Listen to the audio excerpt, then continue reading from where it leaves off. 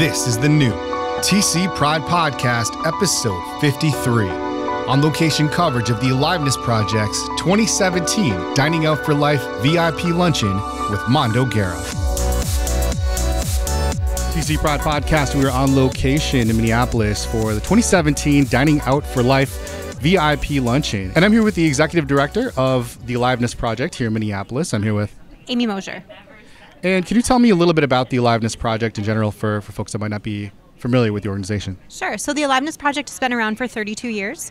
We were founded by a group of people living with HIV who were just trying to create resources and community when there really wasn't a lot of resource and community. Started out as literally potlucks in kitchen or in church basements in neighborhoods, and it grew into what we see today as a community center that's also providing social services for people living with HIV. So we're a space for people to come and hang out and build community, but we're also providing really important services like nutrition services, meals, case management, and a variety of other things. And tell me a little bit about this event. This has gotten to be a pretty popular event every year. Sure. So Dining Out for Life is actually an international event, and we are the Minnesota organization who's a benefactor. We've been doing it for 23 years this year.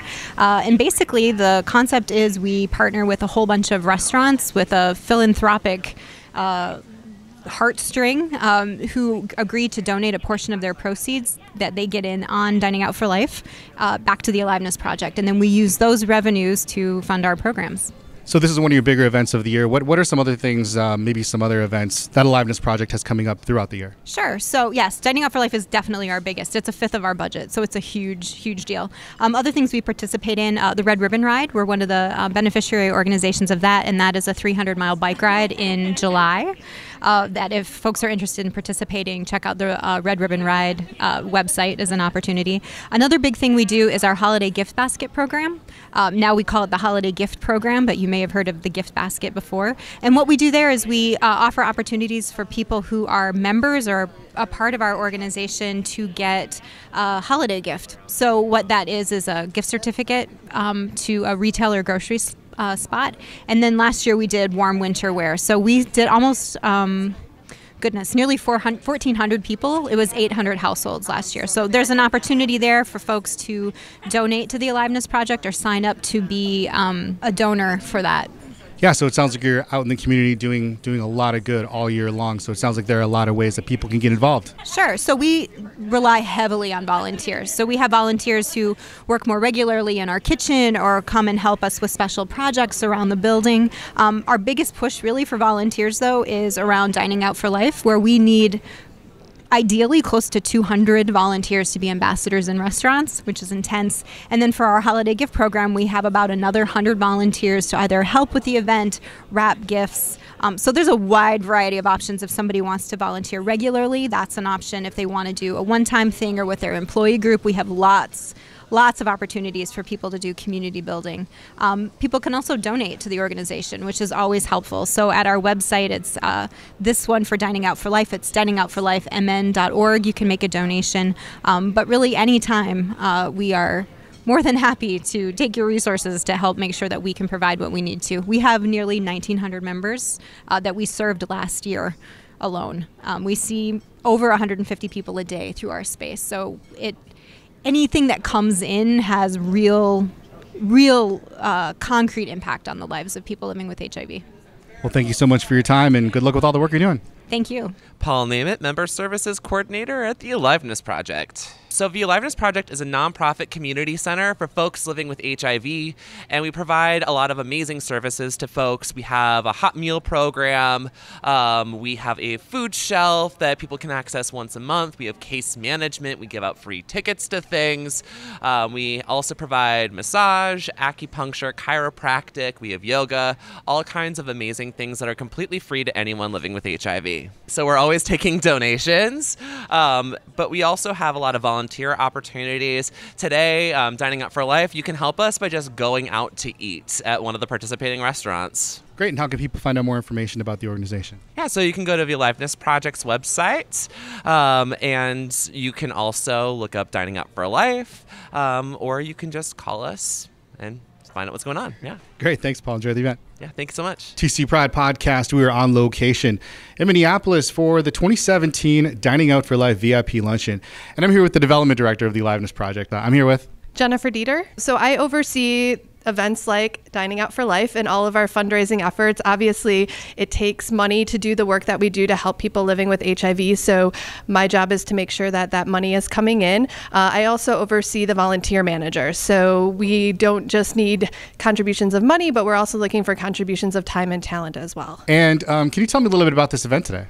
Sure. Dining Out for Life is our largest fundraiser at the Aliveness Project. It's now in its 23rd year. It is an international event, so we are one of 60 Dining Out for Life events throughout the country, all benefiting AIDS service organizations. And I've been talking to some other folks today. It looks like you have a lot of events coming up, a lot of ways for people to contribute their time or financial resources to the organization. What are a few of those ways that you have coming up? Yeah, so we're always looking for ongoing volunteers to help with our programs. So if you want to come in and volunteer in the food shelf or the meal program or at the front desk or helping with administrative tasks, we always have ongoing volunteer needs.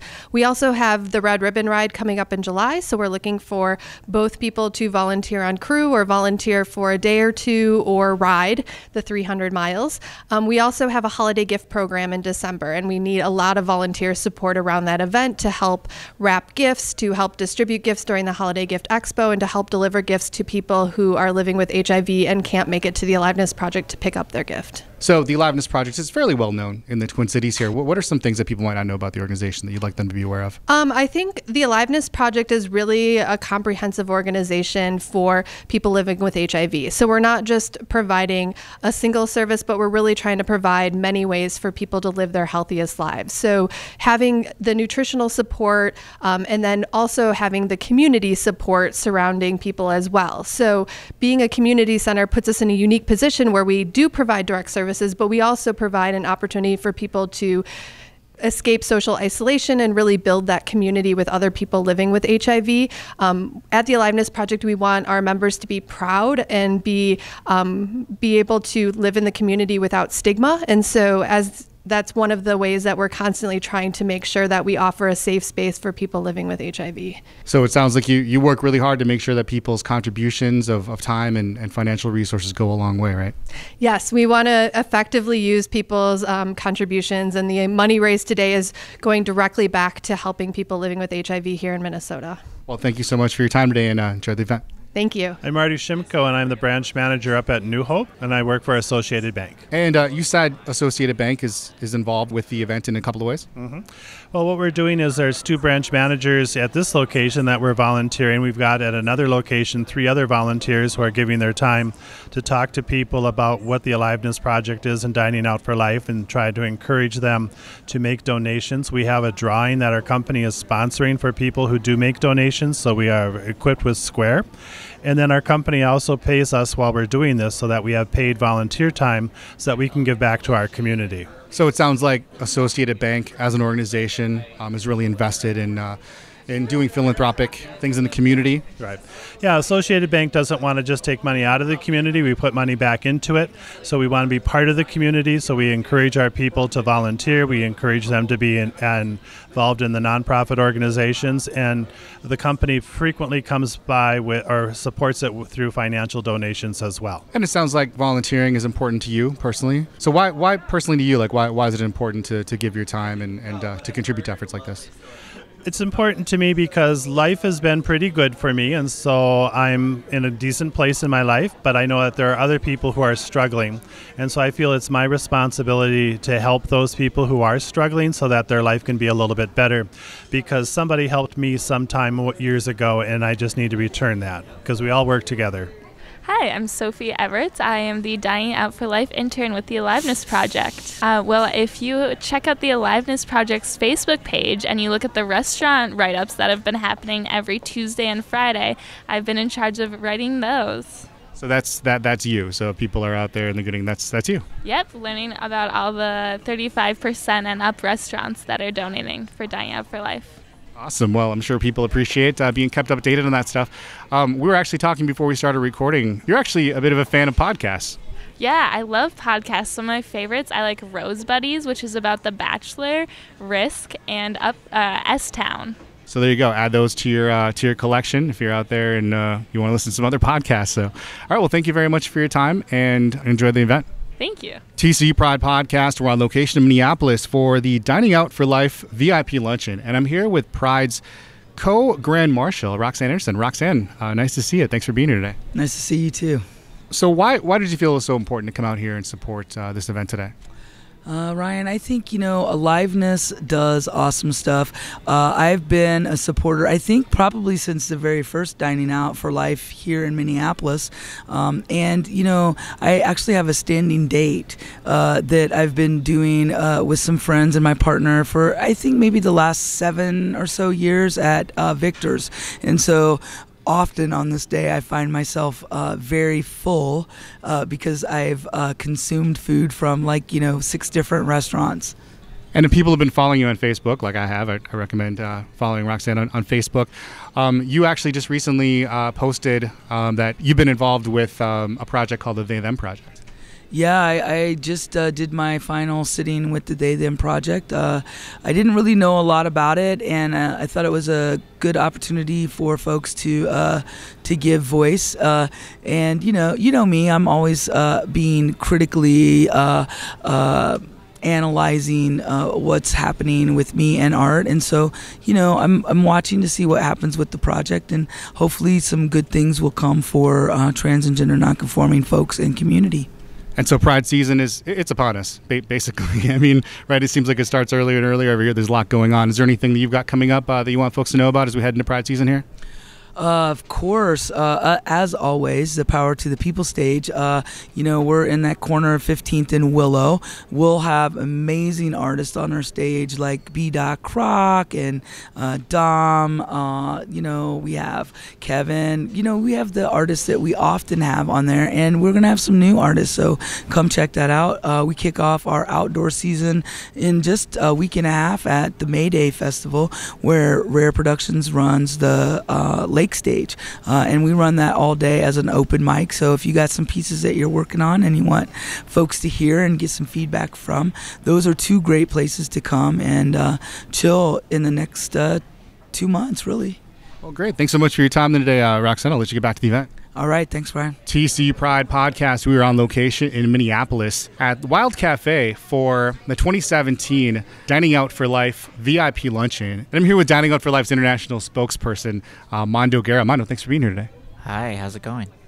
I'm doing great. So aside from the advocacy and humanitarian work you're known for, people might recognize you from the television show Project Runway. So, as I mentioned, you're Dining Out for Life's international spokesperson. How did you first get involved with the organization, and what does it mean to you personally to be involved with educating people on such an international level? For me, I came out as HIV positive on the runway, on Project Runway, and it was really, I took it upon myself as a responsibility to continue the conversation about HIV/AIDS. And so when Subaru asked me if I would like to be a spokesperson for Dining Out for Life, I thought it was a natural fit for me to do this. I love to eat. I consider myself a foodie. And it's a good opportunity to have a conversation about a very important cause and have a really good meal. So you've been having a lot of conversations, as the international spokesperson. In the course of traveling and educating folks about the issue, I imagine you've run into a lot of other people that are doing great work and research around HIV. And are there any other organizations or folks you'd like to kind of give a shout out to or make people aware of? You know what? I always just really love meeting all these people that are at the front lines of HIV.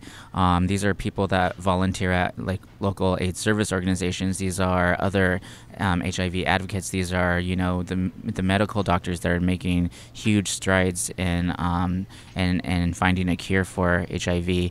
And one of the things that I've really learned about in the past 6 years since sharing my story is how much power lies within your story as an individual, whatever that story is.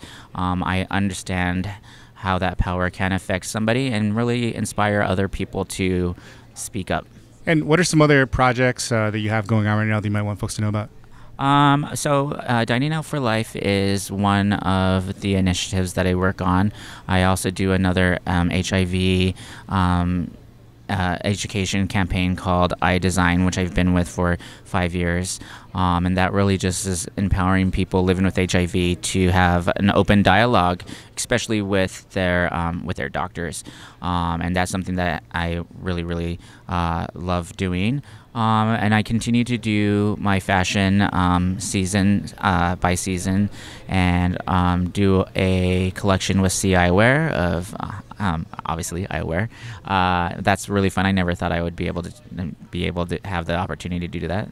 And I guess an ongoing project which just keeps on going and going, is working on myself. I think that it's really important to continue to check in with myself, let myself know what I need and what I don't need. And I'm just, I feel like I just continue to grow, and I'm very honored to be able to have this visibility and, have a voice and something that I'm so passionate about. Yeah, so how can people follow you online and keep up with the work that you're doing? You can follow me on Instagram at Mondo Guerra, MondoGuerra, or you can also find me on Facebook. It's Mondo Guerra, or check out my website, mondoguerra.com. Mondo, thanks for being here today, and thanks for your time. Thank you. The TC Pride Podcast has been a production of Podletter Media and Twin Cities Pride. Subscribe now on iTunes or Google Play, and submit your first Pride story at myfirstpride.org.